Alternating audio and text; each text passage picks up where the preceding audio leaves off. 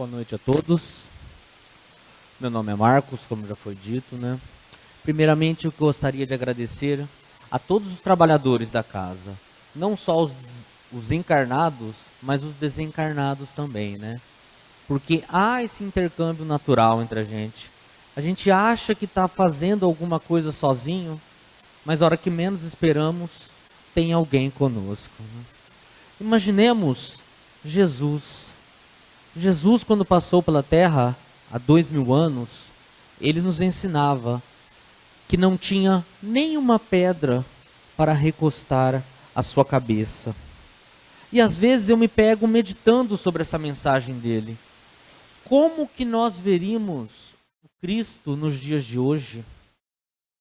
Imagina quantas horas, quantos dias ele não andava naquele sol quente, não tinha aqueles perfumes que nós temos hoje, né? Os desodorantes, as roupas que nós temos hoje, né? Protetor de pele, né? Como que nós veríamos o Cristo com o nosso olhar materialista, muitas das vezes? Como que nós olharíamos ele? Como um mendigo? Será? Aparentemente. Mas todos nós sabemos, o Espiritismo vem nos ensinando que somos espíritos em um corpo material. Essa vida é rápida. A hora que a gente vê, já termina. Parece que foi ontem que eu vim aqui nesse centro, sentei mais ou menos ali no fundo e fiz um curso de passe aqui. Faz alguns anos já, né? Eu nunca imaginava que algum dia eu ia subir aqui no púlpito, né? Ia trazer um singelo estudo sobre as obras de Allan Kardec, o excelso codificador do Espiritismo, né? Aquele em que teve o Espírito de Verdade como seu mentor. E o Espiritismo nos ensina, as palavras do Espírito de Verdade vêm nos ensinar, vêm nos mostrar que o Espírito de Verdade era o próprio Cristo, voltando à Terra para nos mostrar os ensinamentos deles que ficaram deturpados por nós mesmos. Somos ainda espíritos imperfeitos, não é mesmo? Porém, temos que sempre ter dentro de nós consciência do futuro. O Espiritismo sempre nos mostra que passado, presente e futuro, de alguma forma que às vezes nós não entendemos, são interligados. E o Espiritismo nos dá esse olhar para o futuro e nos mostra que mesmo que nós morremos nessa vida, vamos nascer numa outra vida pregressa. E assim continuamos as nossas jornadas evolutivas. A pergunta 621 do Livro dos Espíritos nos ensina. Allan Kardec pergunta: aonde está escrito as leis de Deus? E os bons espíritos nos respondem: na consciência. Desde quando fomos criados, desde quando Deus nos criou simples e ignorantes, todos iguais. Todos fomos criados simples e ignorantes. E nós buscamos a imperfeição em nós. Vou dar um exemplo. Eu gosto desse exemplo. Quem dá esse exemplo é a Cosme Massi, tá? Eu estou imitando ele aqui, mas é uma coisa muito boa.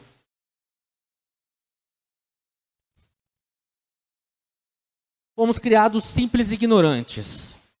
Na tabela espírita, existe os espíritos imperfeitos, que são a terceira classe. A segunda classe, que são os espíritos bons, que já não têm o orgulho e o egoísmo. Coisa que hoje nós estamos lutando para extirpar da nossa vida, né? E foi a luta do Cristo quando ele passou aqui na Terra. Fomos criados simples e ignorantes. Depois,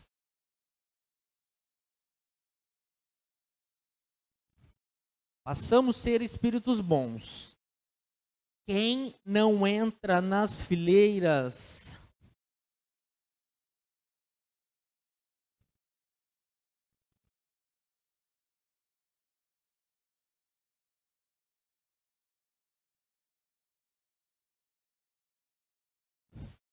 nas fileiras da imperfeição. Fomos nós que construímos a dor dentro de nós.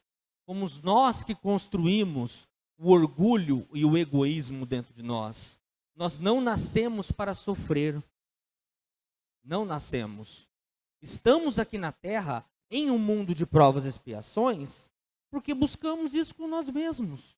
Alguns espíritos não passam seres perfeitos, eles já pulam para a segunda classe, sendo espíritos bons, para depois se tornar espíritos puros, ou como as religiões ensinam, né? Anjos. Um dia chegaremos lá. Só que primeiro, através da codificação, através do Evangelho do Cristo, temos que fazer isso, ó. Dá para vocês verem aqui certinho, né? Voltar para o caminho, extirpando o orgulho e extirpando o egoísmo dentro de nós mesmos. Quando Moisés passou pela terra, ele nos trouxe os 10 mandamentos. Nós espíritas não temos o manejo com o Velho Testamento, né? Aquele não matarás, não roubarás, não furtarás, não, enfim, os 10. Mas há 2000 anos veio um peregrino, né? E o que ele resumiu os 10 mandamentos? Como é que foi? Quem sabe? Ele disse assim: amar a Deus sobre todas as coisas e ao próximo como a ti mesmo. Isso resume todos os mandamentos. Amar a Deus sobre todas as coisas e ao próximo como a ti mesmo. Mas voltando para a pergunta 621 do Livro dos Espíritos. Onde está escrito as leis de Deus? Na consciência. Na consciência. E se a gente for procurar a primeira pergunta do Livro dos Espíritos, a resposta que os Espíritos dão para a pergunta de Allan Kardec, que é o que é Deus, eles falam assim: inteligência suprema, causa primeira de todas as coisas. O que eles estão respondendo para a gente que a gente já não sabia? Nós já sabíamos que Deus era onipotente, onisciente e onipresente em nossas vidas. Então nós ainda sabemos muito pouco sobre Deus. Mas sabemos que quando Ele nos criou, Ele nos deu uma consciência que é o nosso guia para fazer o bem para o próximo. Se sempre antes de chegarmos a uma outra pessoa, para ter determinada atitude, interrogarmos a nossa consciência, ela nos dará o guia do que devemos fazer. Por isso que tiveram espíritos que não precisaram nem do espiritismo. Passaram reto. Muitos, até mesmo que se tornaram perfeitos, quando Cristo veio, já compreenderam ali na raiz o que ele tinha dito. Por quê? Já tinha uma elevação moral um pouco maior do que a nossa. E para se tornar espírito bom, a elevação é moral. Porque os espíritos bons, eles ainda não têm toda a inteligência que tem um espírito puro. O espírito puro sabe de tudo. Ele vai para qualquer lugar do espaço. Lembrando que o espaço é infinito, né? Está sempre em expansão. Existem vários mundos, não existe só a Terra. E muitas das vezes a gente acha que é muita coisa aqui, né? Sempre tem filhos de Deus sendo criados, simples e ignorantes. Sempre tem espíritos mudando de um planeta para o outro. Porque conseguiu um progresso. O destino de nós espíritos é o progresso. Então, Cristo veio e nos resumiu o mandamento, né, em 2.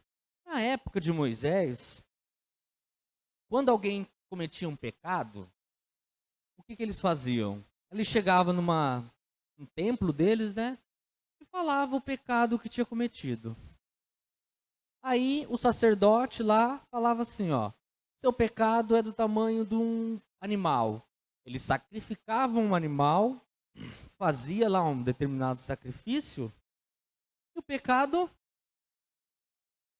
se extinguia. Quando Cristo veio, ele falou, ele nos ensinou que o que devemos sacrificar é o nosso orgulho, é o nosso egoísmo. E é o nosso orgulho que nos faz pensar que somos mais do que os outros. É o nosso orgulho, muitas das vezes, que faz a gente até pensar que somos até mais que nossos filhos. Esquecemos que os nossos filhos são espíritos que tiveram várias vidas. E muitos espíritos pedem para vir numa família para ajudar os pais a caminhar num progresso. Isso é comum. Allan Kardec fala no que a gente vai estudar hoje, para se compreender o espiritismo, se é necessário maturidade do senso moral. Quem não tem maturidade do senso moral, você pode levar ele no centro que for. Traz aqui no Allan Kardec, não sei da onde, no Francisco de Assis. Ele não vai compreender a mensagem espírita, porque não está pronto ainda. Está bruto.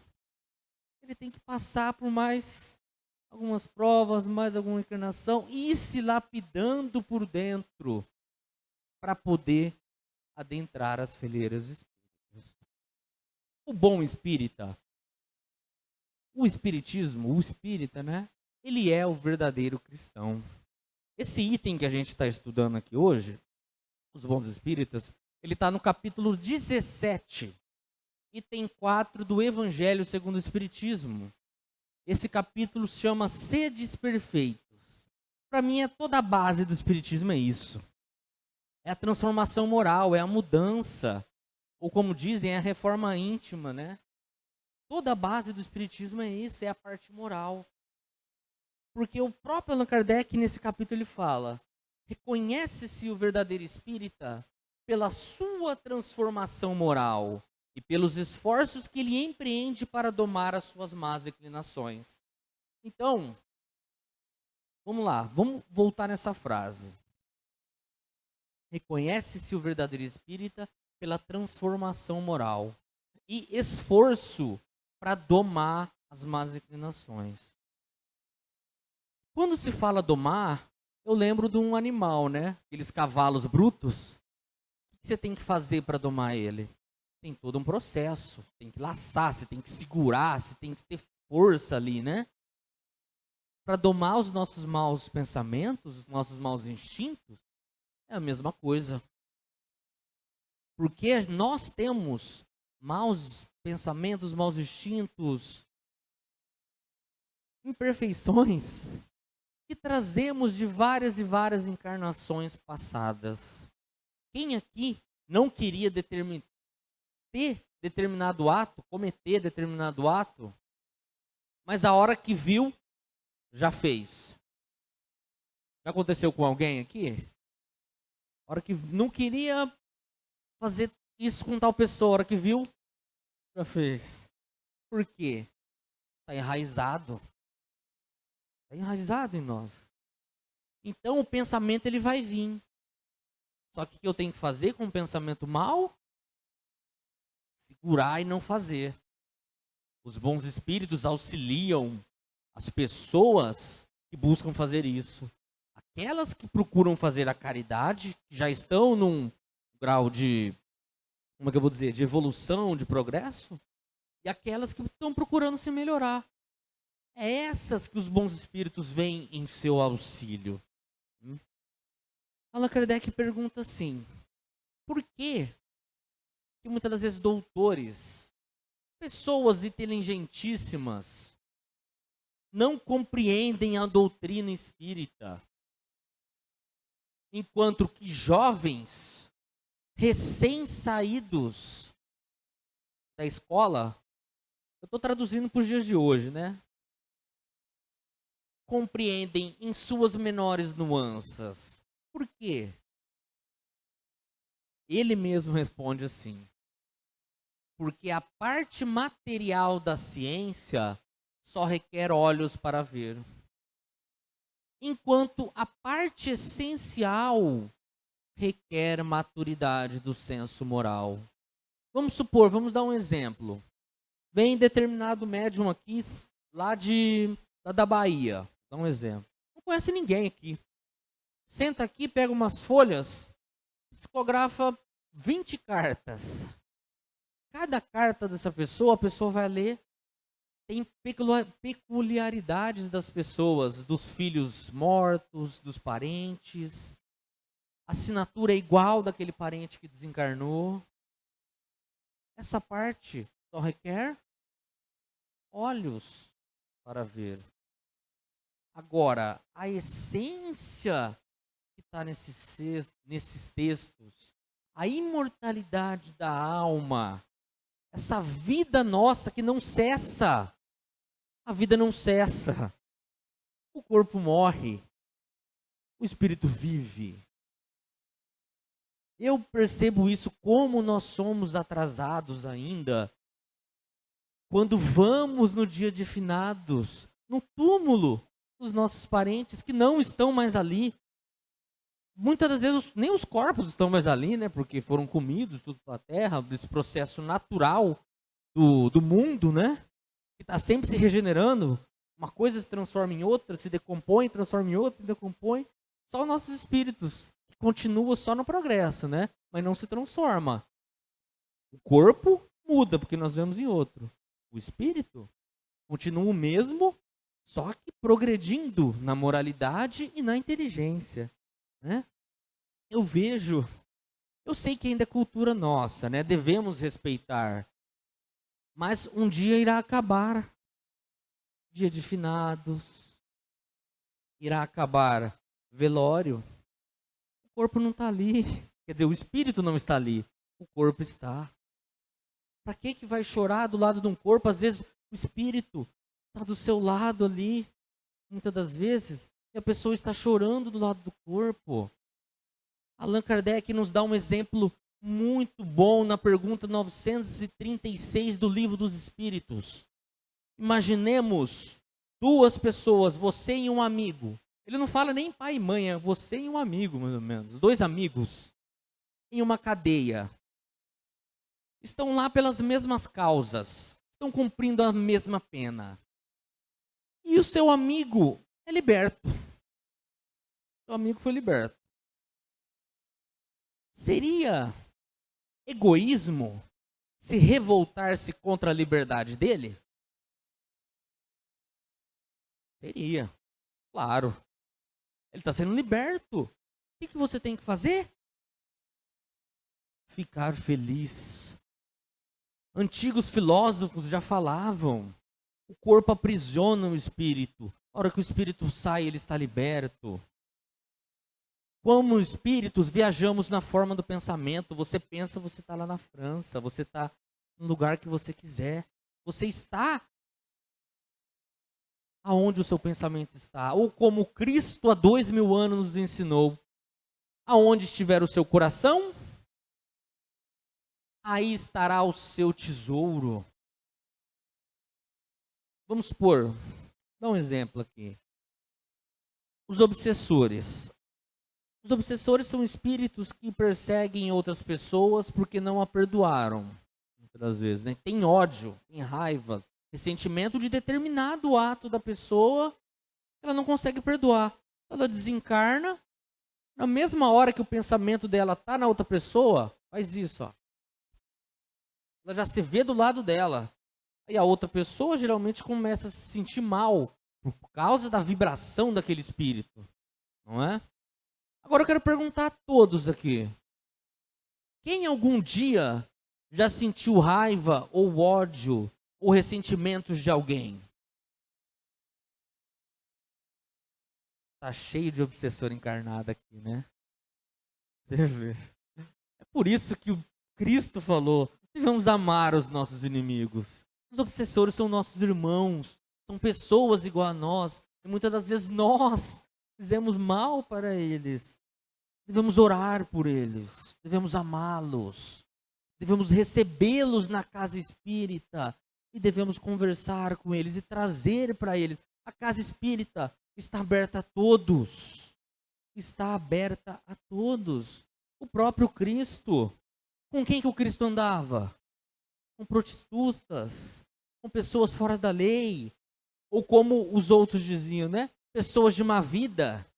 É para esse, ou melhor, para esses, para nós, né? Que o Cristo veio.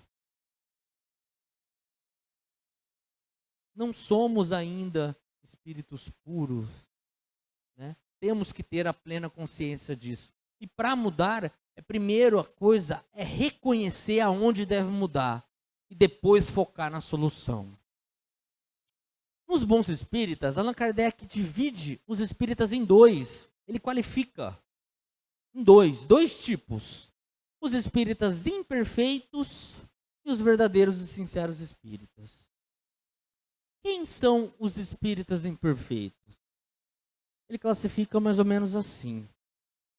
Os espíritas imperfeitos, o laço deles com a matéria ainda é muito tenazes, muito forte. Apego, né? E quando diz apego à matéria, não é só objeto, dinheiro, objetos materiais, não. Pode ser tudo, pode ser amor por uma pessoa, pode ser várias coisas, não é? Os espíritas imperfeitos, eles até ouvem, eles vêm na palestra. Eu estou traduzindo, como eu falei, né? Os dias de hoje, né? Ele fala que os espíritas imperfeitos se apegam mais aos fenômenos, né? E, vamos supor, os espíritos imperfeitos, eles vêm nas palestras. Ele toma o passe, ele toma água fluidificada, ele ajuda o centro comprando as coisas, né? Porém, a moral do espiritismo, do Cristo, lhe parece monótona. E ele não dá bola para isso. Ele ouve, até aprende, assimila a teoria. Mas a hora que ele sai, é tudo diferente. Isso quando ele não aplica para as outras pessoas. Nossa, eu fiz muito isso. Quando eu comecei, quando o espiritismo chegou até mim, que eu aprendi ele, eu ensinava todo mundo. Só que tudo que eu falava para os outros eu tinha igual ou até pior. Só que eu fui aprendendo com o tempo. Sim, né? E como eu falei, a primeira coisa para a mudança é reconhecer que tem aquilo. Porque se eu não sei que existe essa cadeira aqui, a cadeira não existe. Como que eu vou mudar ela de lugar? A cadeira não existe? Então, se eu não reconheço que eu sou orgulhoso, que eu sou egoísta, como eu vou mudar o meu orgulho e egoísmo? Pela moral do Cristo, que estão todas imbuídas nesse livro aqui, ó. Eu sempre deixo ele aberto assim, porque se der um branco eu pego e começo a ler um pouco, né? O Evangelho segundo o Espiritismo, eles são baseados, todos os ensinamentos aqui, são baseados em duas coisas.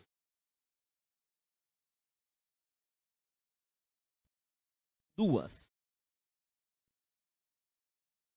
Quem sabe dizer? Humildade e caridade. Ninguém é caridoso sem ser humilde. Ninguém é humilde sem ser caridoso. Olha que legal. Uma depende da outra. É por isso que sempre pergunto para as pessoas, às vezes, né? Servir sopa é caridade? Depende. Depende do sentimento que a pessoa tem. Eu posso doar todos os meus bens aos pobres. Se eu não tiver o amor, eu nada serei. Se eu não tiver o sentimento de caridade, não adianta. Ele é um sentimento intrínseco ao ato. Existem pessoas por aí que fingem ser caridosas o tempo inteiro, só que está simulando um ato. E o Espiritismo acaba com isso, porque ele nos ensina que há sempre uma multidão de espíritos, Allan Kardec fala, uma multidão de testemunhas à nossa volta. E eles sabem quem que é quem.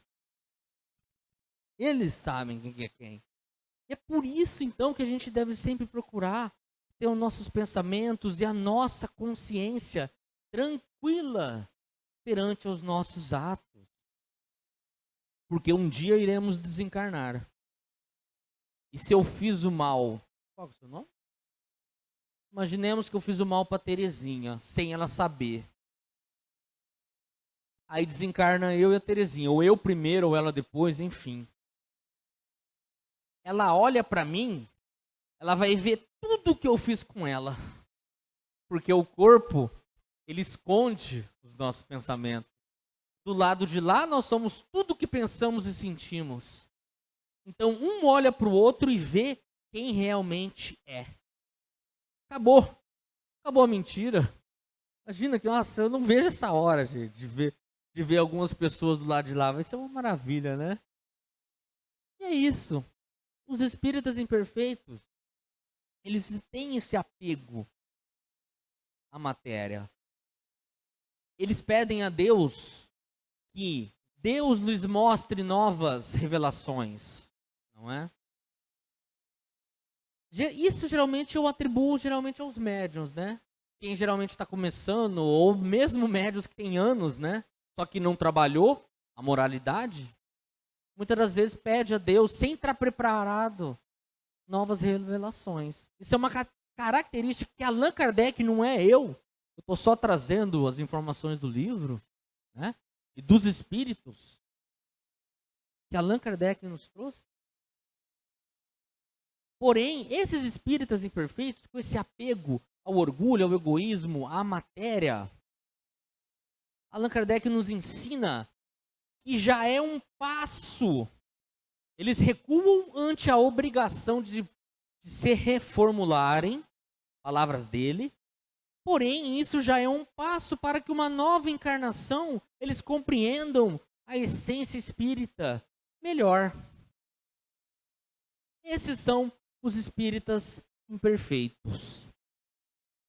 O verdadeiro e sincero espírito eu já falei antes, eu não aguentei, eu já soltei um pouco antes, né? Geralmente eu falo dele só depois, né? E conhece-se o verdadeiro espírita pela sua transformação moral e pelos esforços que ele empreende para domar as suas más inclinações. Ele luta incessantemente. As vitórias do verdadeiro espírita e as derrotas do verdadeiro espírita é intrínseca, ninguém vê, porque é com ele mesmo.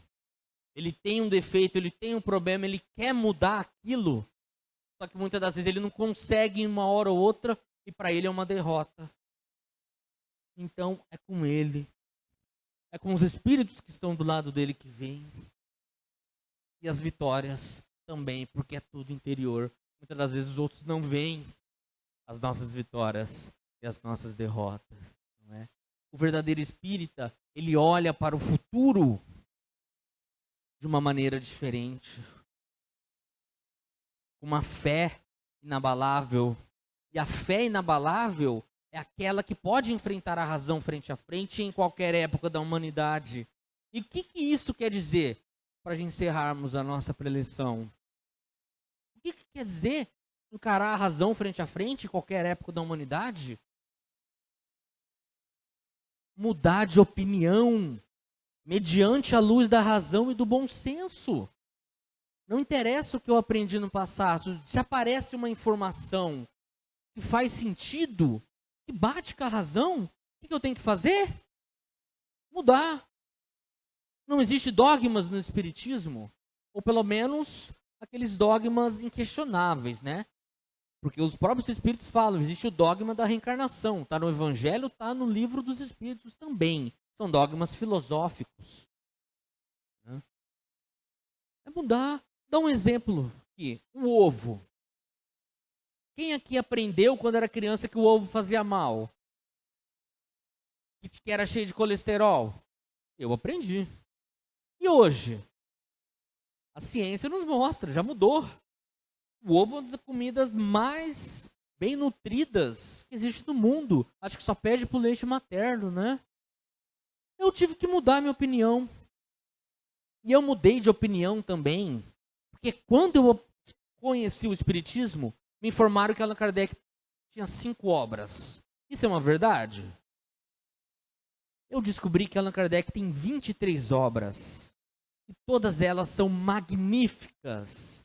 E tem muita coisa ali que não tem nessas 5 obras, que são ditas básicas. E eu vou deixar um site aqui, que qualquer um pode entrar e descobrir essas 23 obras. E depois que eu comecei a ler essas 23 obras, o meu pensamento, a minha forma de ver o Espiritismo, a minha forma de ver como ele foi fundado, mudou completamente. Mudou a minha forma de ver a vida. Mudou a minha forma de ver os espíritos, ou melhor, nossos irmãos, porque uma hora estaremos lá, né? Ela chama Kardecpédia. O fundador dela já veio aqui em Rio Preto, um tempo atrás. Ele chama Cosme Massi. Qualquer um pode entrar lá, ó.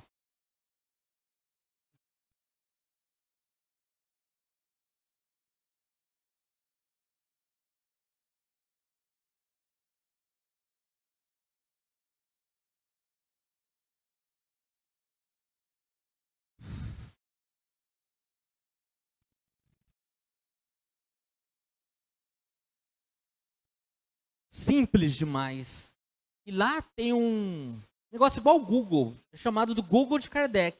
Qualquer palavra que se encontra nessas 23 obras de Allan Kardec, se você escrever lá, eles acham aonde a obra está. Isso aqui é uma maravilha para quem gosta de fazer palestra, exposição, para quem é orador, porque tem tudo que a gente precisa. Muito obrigado a todos e que Jesus possa nos iluminar.